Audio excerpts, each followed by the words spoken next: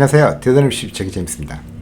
대학 입시에 있어서 남자나 여자라는 성별이 입시 결과에 영향을 미칠까요? 남학생에게 유리한 혹은 여학생에게 유리한 대학이 과연 있을까요? 오늘은 이런 주제로 말씀을 드리고자 합니다. 1979년에 여학생 대학 인구가 남학생 인구를 추월한 이래로 현재 미국 대학에서 여학생들은 55%를 차지하고 있고요. 대학원에서는 60%가량을 여학생들이 차지하고 있습니다. 미국의 여자 인구가 훨씬 많아서 그런 게 아니냐고 생각하실 수도 있겠습니다만 최근 인구 센서스 조사에 따르면요. 미국 인구에서 여자는 50.5%로 그리고 남자는 49.5%로 거의 같은 수준이었습니다. 사회학자들은 이렇듯 대학 안에서의 여학생 인구가 남학생보다 많은 이유를요. 여학생들이 학교 공부를 더 잘해서라는 학자 아니더라도 누구나 생각할 수 있을 듯한 대답을 내놨는데요.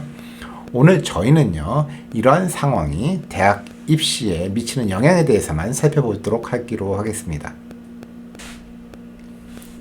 어느 대학 또는 어느 전공에 있어서 남학생이 유리하다든가 여학생이 유리하다든가 하는 이야기는요. 대학의 디버시티와 밀접한 관계가 있습니다. 즉 대학은 대학 전체나 각각의 전공에 있어서도 가능한 한 고르게 분포되기를 희망을 하고 있습니다. 또한 이러한 희망은요. 단순히 희망으로만 그치지는 않고 어느 정도 입시에 있어서 영향을 미치기도 합니다. 방금 전에도 말씀을 드렸지만 여학생과 남학생의 성비가 6대 4인 상황에서 균형적인 성비를 맞추기 위해서는요. 자연스럽게도 남학생한테 유리하지 않을까 하고 기대를 해볼 수가 있겠는데요. 뉴욕에 있는 리버트 명문 중에 하나인 바서 컬리지가 그 대표적인 예라고 할 수가 있겠습니다. 바서 컬리지의 입학률은 24%로 나와 있는데요. 이 중에 남학생의 합격률은 30%인데 비해서 여학생은 21%로 같은 수준일 경우 남학생의 합격 가능성이 더 높다라는 것을 알 수가 있겠습니다. 아이비 대학들 중에 하나인 브라운 대학의 경우에도 여학생의 합격률은 6%인데 비해서 남학생은 9%로 남학생들이 여학생들보다 비교적 여유가 있었습니다. 또한 한국 여학생들이 월메라고도 부르는 The College of William and Mary의 경우에도 여학생들의 합격률은 34%인데 비해서 남학생은 43%로 훨씬 높은 합격률을 기록했습니다. 이 밖에도 캘리포니아에 있는 포마나 컬리지 같은 경우에는 7% 합격률인데 남학생의 경우에는 9%고요. 여학생의 경우에는 6%를 기록했고요. 커네티컷에 있는 웨슬레이언 유니버시티의 경우에는 16%의 합격률 중에 남학생의 합격률은 20%인데 비해서 여학생들의 경우에는 14%를 기록했고요. 텍사스의 트리니티 유니버시티의 경우에는 남학생들은 31%, 그러나 여학생들은 27%의 합격률을 기록했습니다. 또한 vanderbilt 유니버시티의 경우에는 일반적으로 합격률이 9%로 알려져 있는데요. 이 중에서 남학생 합격률은 10%였고요. 여학생의 합격률은 8%를 기록하고 있었습니다. 사실 이렇게 이야기를 하니까 남학생들의 합격률이 높아 보이는 듯 싶습니다만 사실상 꼭 그렇지만은 않습니다. 일반적으로 남녀 성별에 따른 합격률의 이점은요. 리버트 계열의 소규모 대학들에서만 주로 발생을 하고요. 대규모 대학의 경우 성별에 관계없이 동일한 입학 기준을 유지하는 경향이 많습니다.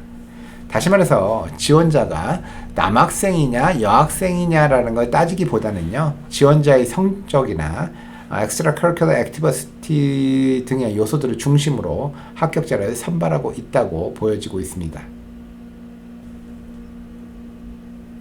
현재 대학 캠퍼스 내에 남녀 성비가 여학생이 많음에도 불구하고 주요 대학별 남녀별 합격률을 비교해 보면 대부분 비슷한 수준임을 알 수 있었습니다만 그럼에도 불구하고 유별나게 여학생들의 합격률이 높은 대학들이 있는데요. 바로 공대 계열 대학들이었습니다. 특히 대학 이름에 테크놀로지란 이름이 들어간 대학들은 여지없이 여학생들의 합격률이 높았는데요.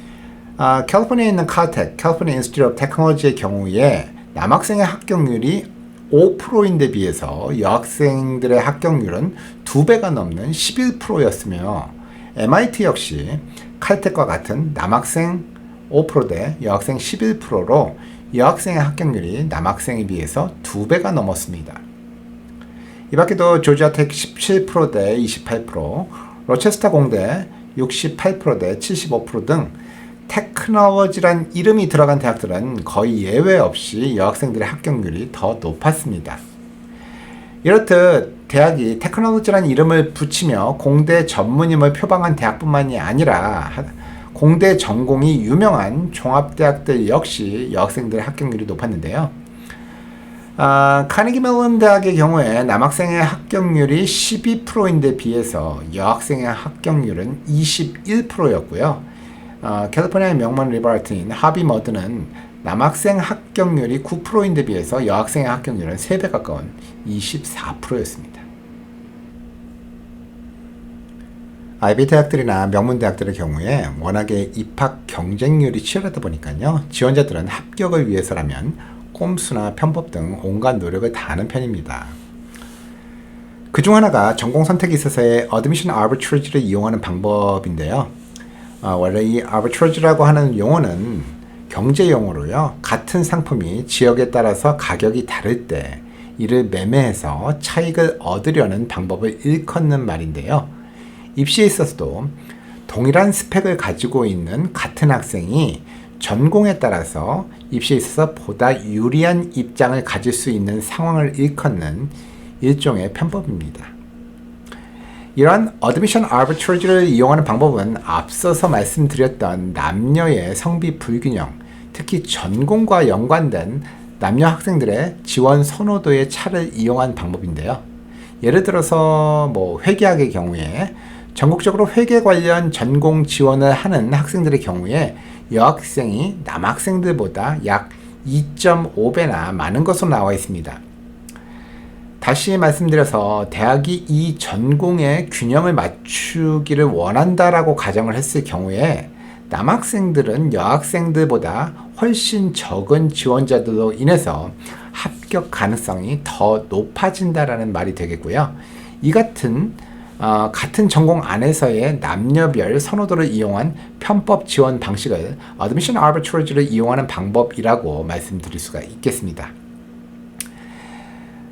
남학생의 지원이 적은, 즉 남학생들이 유리한 전공은요, 교육학, 외국어 관련, 또 간호학, 심리학, 소셜 서비스 관련인데요. 반면에 여학생들이 유리한 전공으로는 컴퓨터 사이언스, 엔지니어링, 내추럴 리소스 관련 전공이었습니다. 이들 전공이 얼마나 유리한지에 대한 자세한 데이터는요, 영상에서는 생략토록 하겠습니다. 여러분들이 목표로 하는 대학에서 제공하는 전공들이 남초 전공인지 여초 전공인지에 대한 여부를 알아내는 일은 그리 어려운 일은 아닙니다. 또한 미국의 대학 시스템은요, 아무리 입학 시 전공을 정했다 하더라도 아시아권 대학들의 시스템과는 달리 비교적 자유로이 전공을 바꿀 수 있기 때문에 합격 확률이 높은 전공을 선택 지원한 후에 본인이 희망하는 전공으로 우회 지원하려는 이런 Admission Arbitrage를 이용하는 방식이 전혀 가능성이 없는 방법이라든가 불법적인 방법은 아니라는 점은 분명히 인정을 합니다. 그러나 역시 이러한 눈치 작전은요, 분명히 한계가 있고요. 또한 적절히 이용하지 못할 경우에는 오히려 안 좋은 결과를 낳을 수도 있습니다. 그 중에서도 반드시 고려되어야 하는 점은요, 무작정 전공을 택한 것은 아니라는 점을 설득할 수 있는 근거가 필요하다는 점입니다. 전에도 말씀을 드렸지만 대학은 학생의 관심과 열정이 어디에 있는지에 대해서 상당히 궁금해야 합니다. 따라서 이러한 부분들은요, 반드시 에세이와 여러 과외 활동을 통해서 입증되고 설득되어져야만 합니다. 전에도 영상에서 한번 이야기를 한 적이 있었는데요. 오래전에 축구 특기로 아이비 대학에 입학하고 싶어 했던 학생이 있었는데요. 이 학생의 경우에 오랫동안 축구를 좋아하던 학생이었지만 그 축구 재능이 그렇게 대단히 뛰어나지는 못했던 학생이었습니다. 마지막까지 리크루트를 알아보다가 실패한 이 학생이 일반 지원으로 같은 대학에 지원하고 싶다고 의뢰를 청해 왔었고요. 사실 희망 전공은 경제학이라고 얘기를 했는데 그렇지만 학교에 입학할 수만 있다면 전공은 그다지 크게 신경 쓰지 않는다고 말을 했습니다. 사실 이 학생의 성적도 약간은 불리한 상태였고 그동안의 과외 활동 등을 살펴볼 때 뭐 경제학과와의 접점은 거의 전혀 없어 보였습니다. 그런데 이 학생의 엑스트라커리큘러 활동을 살펴보던 중에 브라질에 있는 축구 캠프에 여러 차례 참가했다라는 사실을 알게 되었고요. 다행스럽게도 이 학생의 경우 제2 외국어를 스페니쉬로 3년 이상 했고 포르투기 역시도 어느 정도 이상의 실력이 있던 상태였습니다. 이에 따라서 그러니까 포르투갈어를 목표 전공으로 삼아서 지원서를 작성을 했는데요. 축구 캠프를 여러 차례 참여하며 브라질 친구를 사귀다 보니까 포르투갈 언어의 매력에 빠져버렸다라는 대충 그런 내용의 스토리였습니다. 이 학생의 경우 다행히 원하는 대학에 입학 성공을 하게 되었고요. 사실 학생 본인도 학생의 부모님도 전공에 큰 신경을 안 쓰시던 아주 예외적인 경우였습니다만 솔직히 이런 방식이 권장할 만한 방법이 될 수는 없습니다. 물론 경우에 따라 어느 대학을 나왔느냐가 무엇보다도 중요하게 여겨지는 경우도 있겠습니다만 대학에서 무언가를 배우고자 한다면 그 이름보다는 무엇을 전공할 것이냐가 훨씬 더 중요할 수가 있습니다. 물론 일단 입학한 후 전공을 바꾸면 되지 않겠느냐라고 말씀을 하실 수도 있겠습니다만 하지만 언제나 원하는 대로 바꿀 수 있는 것은 아닙니다.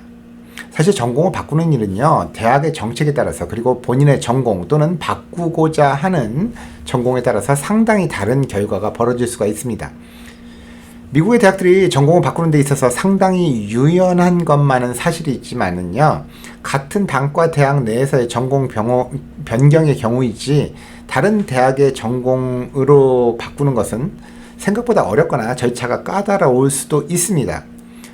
기본적으로 여러분들이 본인의 전공을 버리는 것은 본인이 결정하실 수가 있습니다만 다른 전공으로 바꾸는 건요, 그 바꾸고자 하는 해당 전공에서 결정하게 되는 문제인 것입니다. 따라서 해당 전공에서 요구하는 조건을 못 맞춘다든가 편입을 위한 TO가 없는 경우 아무리 학생 본인이 전공 변경을 원한다고 해도 전공 변경이 안 될 수도 있다는 말이 되겠습니다. 무한 경쟁의 시대에서 모두가 원하는 것을 얻기 위해서는 가능한 한 모든 방법과 노력을 동원해야 하는 것은요, 어쩌면 당연한 일인지도 모르겠습니다. 그러나 꼼수와 편법은 잠시 영리해 보일 수는 있을지 모르겠지만 결코 지혜로워 보이지는 않습니다. 몇 퍼센트의 유리함에 자신의 주관과 관련 없이 이리저리 방황하기보다는요, 여러분 개인이 가지고 있는 독창성과 장점으로 승부하시기 바라겠습니다. 모두 다 넘버원이 되고자 치열한 경쟁을 할 때 only one으로 승리하시길 믿습니다. 지금까지 입시전문가 제임스였습니다. 감사합니다.